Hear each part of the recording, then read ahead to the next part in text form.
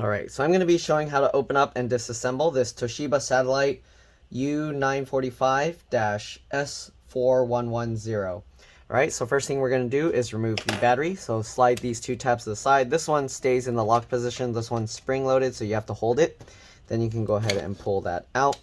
The battery model number here is, it's really hard to see, so I'm going to read it to you.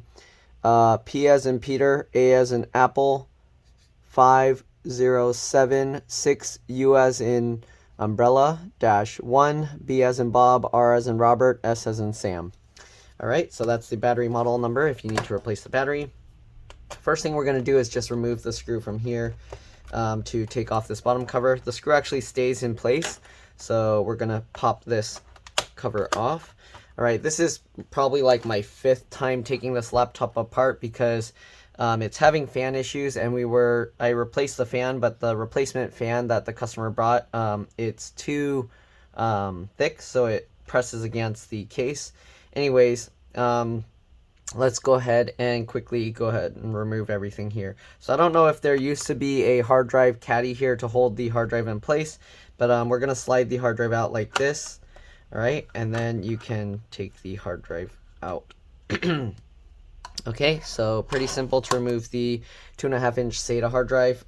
It was upgraded to an SSD. Alright, next thing we're going to do is we're going to remove the M SATA SSD here. This is a 256 gig SSD. There's 2 screws holding it in place. Alright, once you remove those 2 screws, the SSD pops up like this, and then you can go ahead and slide this out.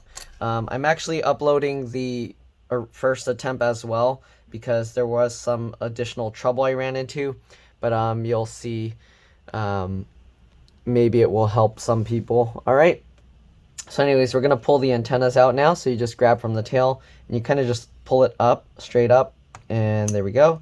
You might have to kind of wiggle it up and down, and there you go, it comes out pretty easily. We're going to remove the 2 screws. I did mark this with a black dot, so I know the black antenna goes to the bottom one and the white antenna goes to the top one, if you're wondering why there's a black dot there. Alright, so we're removing both screws. Pops up at an angle, and then you can kind of pull that out as well.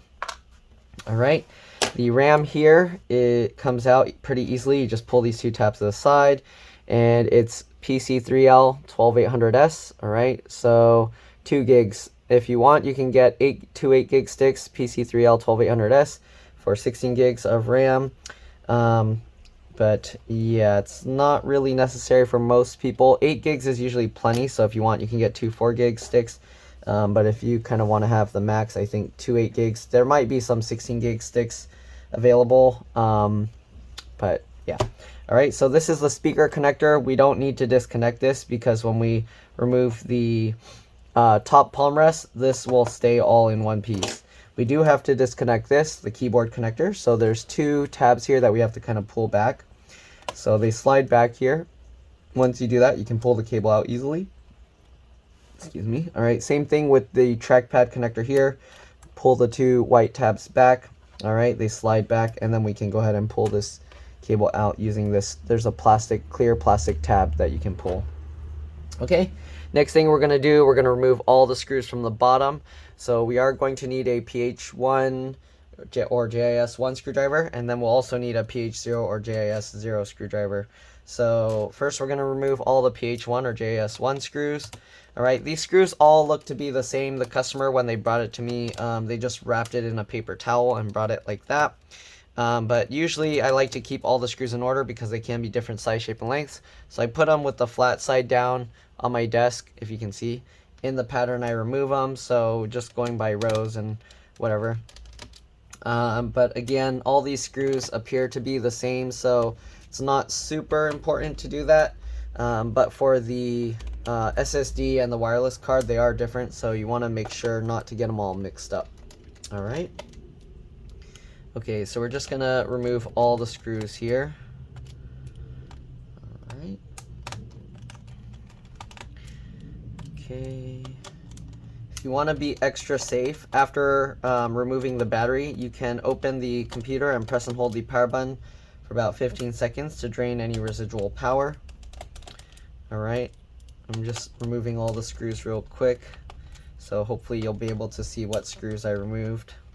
there's quite a few screws. I think there's like 20 of them, so, or maybe 21 if you count the small one here. I'll double count it just in case to make so you can make sure that you removed all the screws. And if you see any missing, then you'll have to go back and check. Alright. Okay, so we got 4 more of these down here and the one silver one. Uh-oh, I think I have a customer here. Okay, so I'm going to quickly remove all of these because I have to go help my customer. Oops, okay. Got the PH0 or JS0 screwdriver. We'll remove that silver screw here. Alright, let me go check on my customer real quick and I'll be back. Let me count the screws for you though. 2, 4, 6, 8, 10, 12, 14, 16, 18, 20. Yeah, so there's 20 black screws and then the one silver screw down there. Alright, anyways, I'll be back because my customer's now knocking on the door, even though it says don't knock. Alright, I'll be back. Alright, so I'm not sure where I left off. I think I was just removing all the screws, so let's go ahead and make sure all the screws are gone. And then we're going to go ahead and take the thing apart. I think we already removed all the screws. 2, 4, 6, 8, 10, 12, 14, 16, 18, 20. Yeah. Okay, so we already removed all 20 screws, and we removed these 2 cables. Alright, so next thing we're going to do is open up the computer because the computer comes out from the hinge side. So you want to be careful opening this. If you can, hold on to the hinge area as you kind of open it. You can ask somebody to help you open the screen, but you want to open it gradually. Okay, once you've got that open, we're going to have to remove the cover from this side. So it actually comes out from the bottom half, but the whole palm rest assembly comes out. So as you can see, it's popping out like that. Okay, so we're going to work our way over, working our way down the front, just like this. You want to be careful not to push on the trackpad itself. So we're going to just pull that out. All right, and you kind of wiggle it a bit. It will get stuck. All right, there we go. And then we're gonna, did I already take out the speaker? Oh, I didn't. Oops. Okay, so we have to also disconnect the speaker connector. I mentioned it, but I forgot to show it. So we have the little wings of this plastic connector here. So we're just gonna grab that and just kind of wiggle the connector and it should pop out just like that. There we go. Now we can remove this. So again, we wanna lift it from the left side here. And we're going to have to kind of just wiggle it and move it around. And eventually you should be able to lift it up. And the reason we're doing it from the left side is because the right side has the headphone jack and microphone jack that actually stick into there. So we're going to carefully lift that and swing it over. And there we go. So here we go. Again, we had to slide it out because these stick out into the plastic casing here. Okay, so the customer's coming to pick up their computer, so I need to be somewhat quick with this. Let's go ahead now and remove the fan. So this is the fan we tried to replace and it was making noise. I did try transferring over the fan housing to see if that would make a difference, but it didn't make a difference. So let's go ahead and switch it back to his original fan. We're gonna pop this connector off and just wiggle that again and get that out of there. And we got the fan. So I'm going to switch the housing back over using a PH0 or JS0 screwdriver. Okay, so we're going to just get the 3 screws out. I know it's hard to see. I'm running out of space to work on the computer and I'm trying to be quick with it. So here we go. We're going to remove the fan.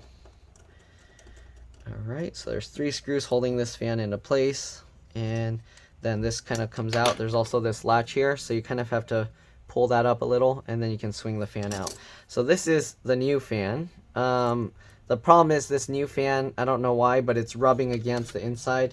I think this wire's too thick, so it's pinching and it's not getting as good of a fit. So this one, you can see it's a much thinner wire. Okay, so we did the same thing. We just took this out and we actually added grease to it. So I added some grease in here, all right, and some grease into here. And now the fan spins a lot better. Before it was having issues even spinning, but here you can see it spins pretty well, okay? So now what we're gonna do, I'm gonna actually clean out the excess grease that's in there just so it doesn't pull dust into it. so we're gonna clean that off. Okay, there we go, and we have it like that. I don't know, usually it shouldn't have the metal post sticking through there, so I don't know, this fan is a little bit weird. But anyways, we're gonna grab the fan and put the original back after we greased the fan up. So if you're curious how I added the grease, I have some videos showing that. If you can't find it, feel free to let me know and I will send you a link. Alright, so I'm gonna now put the three screws back in here. Alright, so the replacement fan actually came with a housing, but the housing didn't really seem to make a difference, and that's why I'm putting back the old fan after greasing it up. So yep. Alright, so get those 3 screws back in. I didn't mention, but if you are going to do more of a disassembly, and if you're taking out this LCD or LVDS connector, after removing the battery, you do want to press and hold the power button to make it safer to work on. Alright, so we're gonna now put this fan back. And yeah, this fan's definitely thinner, so I think we should be okay. I am going to switch back to the PH0 or 1 or JIS1 screwdriver now, and we're going to get the screws back into here. So on the other one, when I put these screws in, the fan is actually like super wobbly here. Right now it's actually a lot better. So yeah, the wires on that fan were too thick. Alright, so we're going to put the new fan, or the original fan that we greased up, back in. The red wires want to face this way, the black wires you want it to face that way. So make sure you're not plugging the connector in upside down. And also you can see the metal pins through the connector. Okay, so we're getting the fan back in. Now let's go ahead and put the keyboard palm rest assembly back on. So to do that, it goes, again, you want to put it at an angle so that you can clear these. And then once you get it over, you're going to kind of slide it over to the left a little. Just to get those to clear. There we go.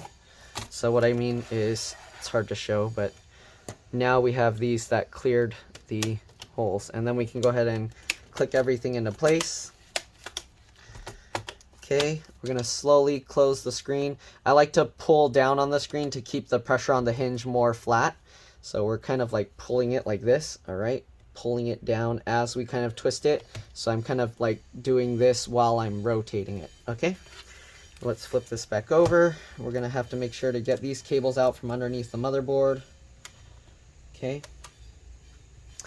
Alright, and then let's go ahead now and plug everything back in. So the speaker wires.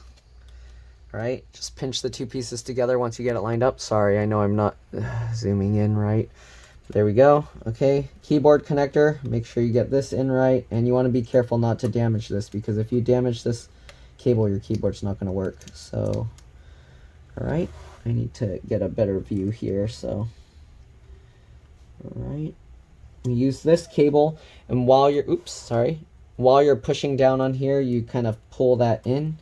And you should see that the connectors are underneath there. And then you can go ahead and pinch the little clip back into place. Alright, I want to make sure, looks good. Right, basically same thing with this one, except this tab is designed a little bit different. It's actually nicer for pulling this in. So make sure the tabs are out. There you go, get that into place, and then pinch the clips back in. There we go. Okay, what do we got next? We're basically just going to put back all the little components. So wireless card we're going to put first. Get that into place. It goes in at an angle. Come on. Okay. Hold these wires out of the way and then push the wireless card down. Oops. Flinged over an old broken battery. Alright, get that screw. Put that back in. Okay, get the other screw. Put that back in. Alright, and then we're going to put the wireless antennas back. You want to make sure to get them lined up. You'll know because when you kind of get it into place, as you can see, it's staying down. Then you can go ahead and push it and click it. Same thing with this one. Get it lined up right. Make sure it doesn't move, and then go ahead and click it down. Alright, for this, you don't want these cables to overlap when you put the SSD, so that way there's not a big lump underneath. So we're going to get the SSD in at an angle, same thing, and then push that down. Make sure. Huh? Okay, give me a second. All right, so let's get these. Give me a second, give me a second. All right, so get these screws in. All right, my customer is now coming in, barging in, so I need to go deal with it. So hold on, I'll be back. Sorry about that, I'm back. All right, so let's go ahead and continue putting all the screws back in and getting all the components back in place. So, got the SSD here, 2.5-inch SATA, all right. We're just gonna slide that back into place, push that all the way in. Actually, let me zoom out since we're already almost done. Might as well just get all the screws back in at once. So we'll zoom out all the way, okay. And let's go ahead and get all those screws in. Again, using the PH1 or JS1 screwdriver. We got both connectors in and the speakers. Yeah, I think that's pretty much everything. Now we just gotta get all these screws and we should be good to go. Again, we just added some grease into the fan, the shaft, because the old grease was kind of getting gunky. So that should fix the problem. Again, the customer did buy a replacement fan, but the wires are much thicker. So it was actually getting smushed against the keyboard and causing the blades to get stopped whenever you put your palms on it to type. So we just use the original fan after lubricating it and should be good. So yeah, other than getting all the screws back in, that's pretty much all there is to this. Hopefully this video helped you guys. Again, if it did, make sure to like, subscribe, share my channel with others so that they can learn how to upgrade and repair their devices. If it helped you save a bunch of money, again, please consider contributing a little to the channel. Every little bit helps and allows me to continue making these videos for a living. Other than that, you're welcome to stay as I get all these screws back in. We're pretty much done. Alright. There are quite a few screws in this model. And yep. The keyboard is held into the palm rest assembly with with a strong double stick adhesive. So if you needed to replace the keyboard, I don't know if I mentioned it in this video, because I made 2 videos of this model. But anyways, if you need to replace the keyboard, you'll want to actually replace the whole palm rest, unless you kind of want to go through the pain and hassle of trying to peel out the original. Alright, so I switched to the PH0 or JS0 screwdriver to get this last silver screw in. Alright, I am going to have to switch back to the PH1 or JS1 screwdriver, of course, to get this bottom cover on. Okay, here we go, get this screw in, and of course don't forget the battery. We're just going to slide it back in and lock that back into place, and let's go ahead and power it up and make sure everything is good. So I'm going to power this up. Fan is spinning okay, and yeah, it doesn't have any issues when I push on it, so this fan's definitely better than the replacement one. Alright, that's pretty much it. Thanks for watching, and I'll see you all in the next one. Alright, let's drop this. Bye.